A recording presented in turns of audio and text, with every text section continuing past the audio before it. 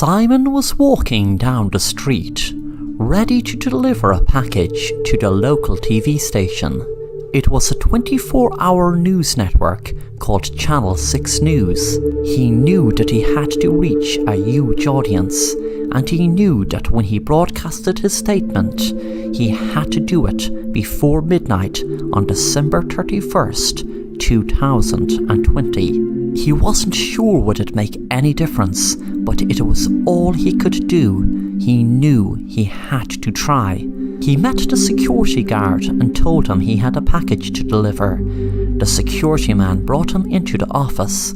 Once inside, Simon took out his gun and pointed it at the security guard and said, "Okay, listen to me. I am not playing around.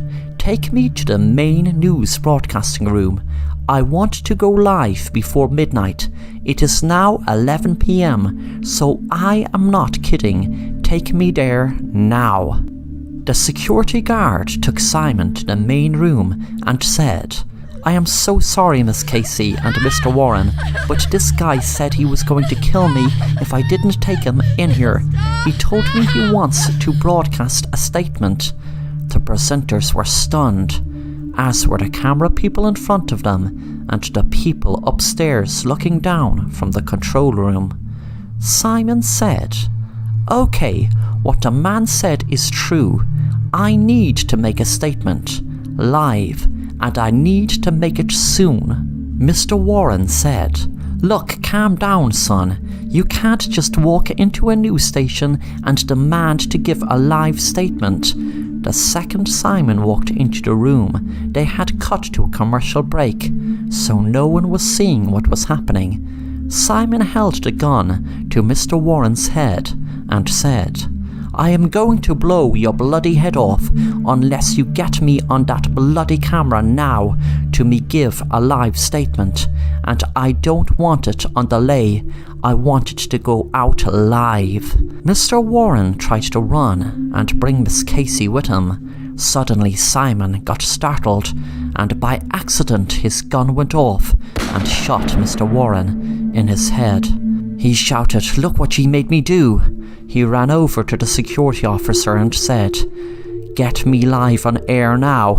The security thought Simon was going to kill him, so he quickly got out his gun and pulled the trigger and shot Simon in his head. Simon fell dead on the ground. The police were called, and when an officer was searching his pocket, he found a piece of paper, which he thought must have been the script of the live statement he was talking about. It was midnight.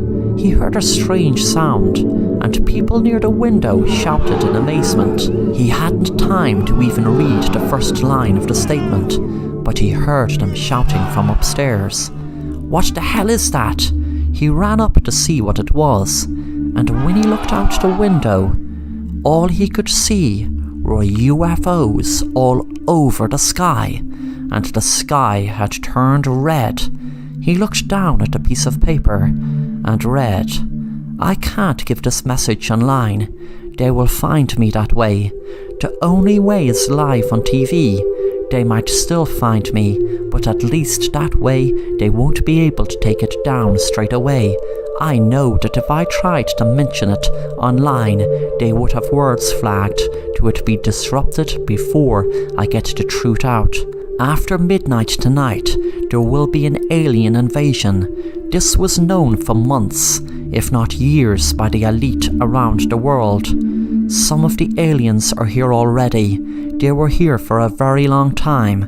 I don't exactly know how long. Tonight your president and elite government members around the world are sitting comfortable in underground bunkers. Those bastards did a deal with an alien race. It's a new world order. They're going to take over Earth. Humanity is going to be wiped out tonight.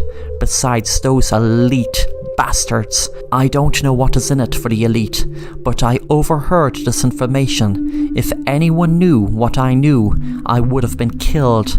But I am telling you tonight, With that, there were beams beamed into the studio, and everyone seemed to disappear.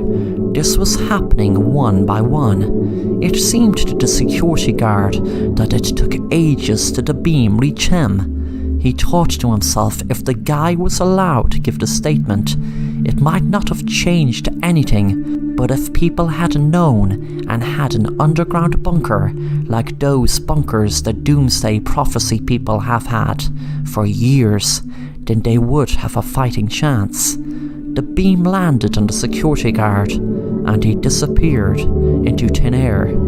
Down in a bunker, the president spoke. "Well, my friends, there is food and essentials for about a week. We were promised the air above will be clean in about 5 days, so we just have to suffer the boredom down here.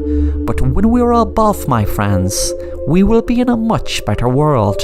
We will be in a world that us and the reptilians can coexist in the open and not hidden like we have been for so long."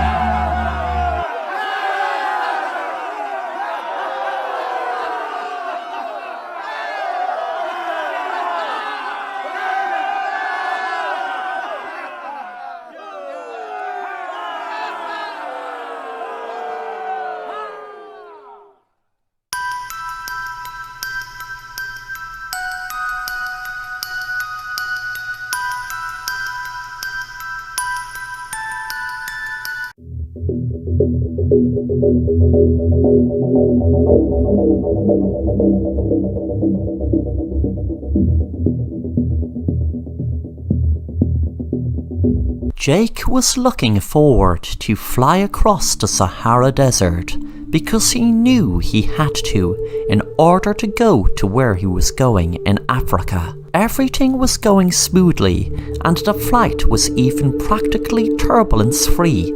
He sat back and read a book, enjoying the flight. When the plane reached the Sahara Desert, he admired the view out of the window, which was beautiful. It was a dream come true for him, as he always was interested in deserts growing up.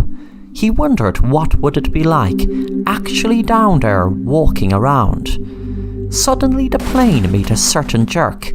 Everyone got a start, but when the plane started flying as normal again, they relaxed again and enjoyed the flight until a few minutes later there was a huge explosion and the plane made a dive into the desert. Within what seemed like minutes but must have been only seconds, the plane crashed into the desert. There was another big explosion and sounds of the passengers screaming. The heat of the desert was exhausting and terrifying, and within a few days the water and food in the plane was gone. Jake and the rest of the passengers were losing hope of any help coming. People were dying from heat exhaustion and hunger now. He knew that you could go longer without food than water. Well, he thought so anyway. He was feeling confused, as so were the rest of the passengers. Everyone survived the crash, but now ironically they were all afraid they were going to lose their lives from hunger and heat exhaustion. "I have an idea how we can get food." Everyone looked at him, wondering what he was going to say, anxious as to know what glimpse of hope he could possibly provide by saying he had an idea how to get food. Then he spoke again. "There is a coffin on the plane. It is being brought over for a funeral." Everyone sighed in disgust, but within 30 minutes, the passengers gathered around the coffin, ready to start eating the corpse. Thanks for watching The Assassin Rapper, and if you enjoy the content, then make sure to subscribe and hit the bell to be notified of new content.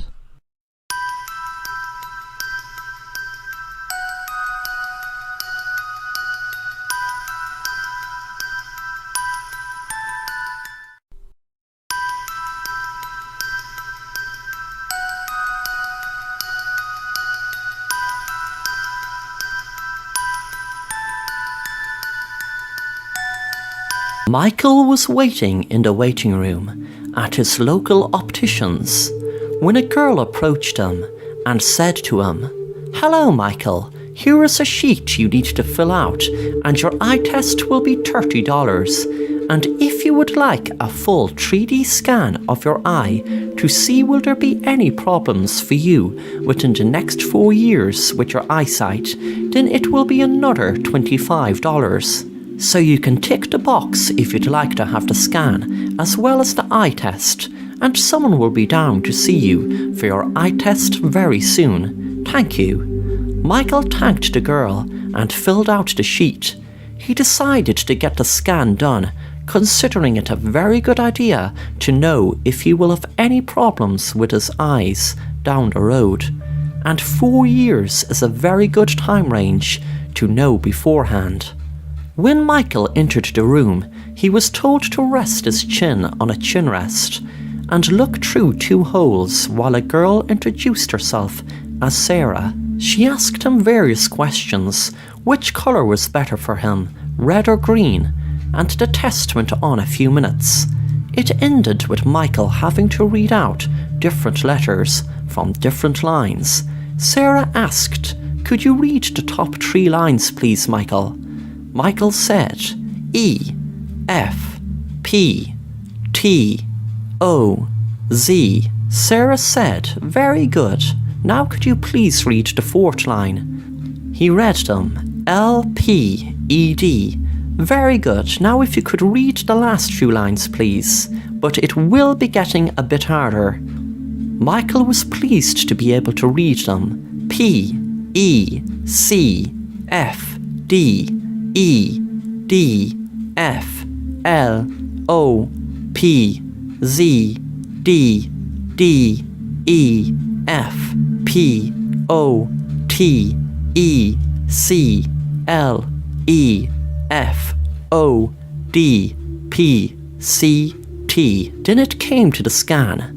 Michael was asked to put his eyes on the chin rest again while his eyes were being scanned. Sarah was looking at her screen, afterwards explaining to Michael that everything with his eyes was in great health and he just had to get a bit stronger prescription for his glasses. Michael chose a red pair of glasses and was very happy everything seemed okay. That night when he got home, it started first. He kept getting a vision of some man in a black suit shooting him. He found out by the opticians they had no person by the name of Sarah working in their opticians. He put it down to the eye test why he was getting these crazy visions. The visions went on for months and months of the man shooting him. One night when he was walking, he got such a fright as the man who was in his visions who shot him was walking towards him. Michael panicked when he saw the man put his hand in his pocket, guessing it was a gun to shoot him. So Michael couldn't think of anything else but to push the man into a car that was just passing. The man lied on the street, and before he died he said to Michael, "I just wanted to give you back your wallet you dropped." A week later, Michael was arrested for murder and realised that it wasn't only the optician could see what happened to his eyes in the next 4 years, but he could see what happened to him. But he couldn't figure out, why did the man only want to give him back his wallet when he had visions that he was going to kill him? He'd only wanted to give him back his wallet. That's what Michael could not figure out. Suddenly, when he was walking out of court, being convicted of murder, a man exactly like the man he killed walked up to him and pulled out a gun and said, "You bastard, you killed my twin brother," and he shot Michael between his eyes. Thanks for watching The Assassin Rapper, and if you want to stay up to date on new content, then please subscribe and be sure to hit the bell to be notified on new content.